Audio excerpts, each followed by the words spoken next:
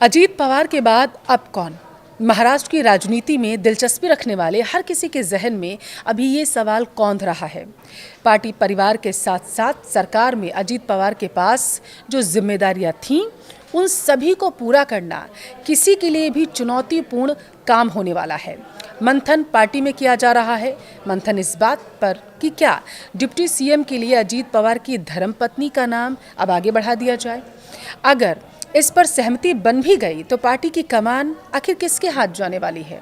अजीत पवार के पास जो विभाग थे अभी तक जो वो संभाल रहे थे, अब उसकी जिम्मेदारी आखिर किसे दी जाएगी।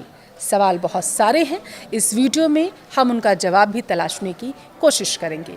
नमस्कार, आपके साथ मैं पल्लवी रविंद्र सिंह। देखिए, बारामती के दादा कहे जाने वाले अजीत पवार ने चाचा शरद पवार की छत्र छाया में राजनीति की शुरुआत की थी। फिर अपना नाम पहचान उन्होंने बनाया और आगे जब परिस्थिति बदली तो चाचा को पटकनी देकर उन्होंने पार्टी की कमान संभाल ली। साथ ही महायुति सरकार में डिप्टी सीएम की बड़ी जिम्मेदारी भी उन्होंने संभाली। अब जब एक दुर्भाग्यपूर्ण हादसे में अजीत पवार का निधन हो गया तो उनके उत्तराधिकारी की तलाश भी शुरू कर दी गई है।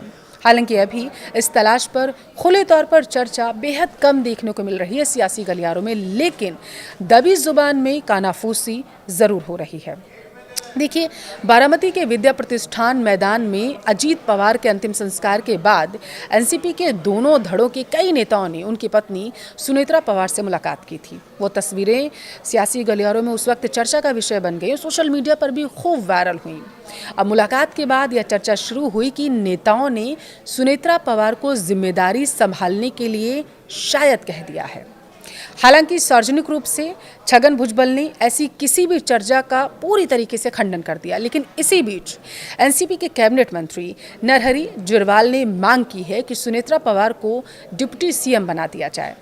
देखिए, सुनेत्रा पवार इस समय राज्यसभा सांसद हैं और नरहरि झिरवाल के बाद एनसीपी के प्रदेश उपाध्यक्ष सुरेश धुले ने प्रफुल्ल पटेल और सुनील तटकरे से सुनेत्रा पवार को पार्टी का राष्ट्रीय अध्यक्ष नियुक्त करने और उन्हें तुरंत ही महाराष्ट्र का डिप्टी सीएम बनाने का आग्रह कर डाला है। अब यहाँ आपको ये बता दें कि खुद अजीत पवार के परिवार से ही 3 दावेदार सामने आ रहे हैं। आइए इनको जरा विस्तार से समझते हैं। पहली है सुनेत्रा पवार। अजीत दादा के निधन के बाद उनके उत्तराधिकारियों की लिस्ट में सबसे ऊपर इन्हीं का नाम आ रहा है। सुनेत्रा पवार को पार्टी की कमान देने के साथ साथ सरकार में डिप्टी सीएम की जिम्मेदारी संभालने की मांग की जा रही है। दूसरा नाम सामने आया है पार्थ पवार का, जो अजीत पवार के बड़े बेटे हैं। पार्थ ने दरअसल 2019 के लोकसभा चुनाव में मावल सीट से चुनाव लड़ा था। हालांकि उन्हें हार का सामना जरूर करना पड़ा था। अब बात जय पवार की करेंगे। एनसीपी में अजीत पवार के उत्तराधिकारी के रूप में उनके छोटे बेटे जय पवार का नाम भी चल रहा है। हालांकि वो फिलहाल पर्दे के पीछे से ही काम संभालते नजर आ रहे हैं। अब ऐसा नहीं है कि सिर्फ परिवार से नाम सामने आए हैं। अजीत पवार के परिवार से बाहर से 3 दावेदार हैं जो चर्चा में हैं। इनमें सबसे पहला नाम है प्रफुल्ल पटेल का। एनसीपी के मौजूदा कार्यकारी अध्यक्ष प्रफुल्ल पटेल इस समय एनसीपी के कार्यकारी अध्यक्ष हैं। एनसीपी में अभी वो सबसे अनुभवी चेहरा हैं। अजीत पवार के विद्रोह के समय पटेल ही उनके सबसे बड़े रणनीतिकार थे। एनसीपी संगठन पर भी उनका अच्छा कंट्रोल देखा जाता है। लेकिन बारामती के लोग क्या उन्हें स्वीकार करेंगे, ये अपने आप में एक बड़ा सवाल है। अब देखिए, दूसरा नाम है छगन भुजबल का। छगन भुजबल एनसीपी के बड़े ओबीसी नेता के रूप में जाने जाते हैं। अजीत पवार के उत्तराधिकारी के रूप में उनके नाम की भी चर्चा तेज हो गई है।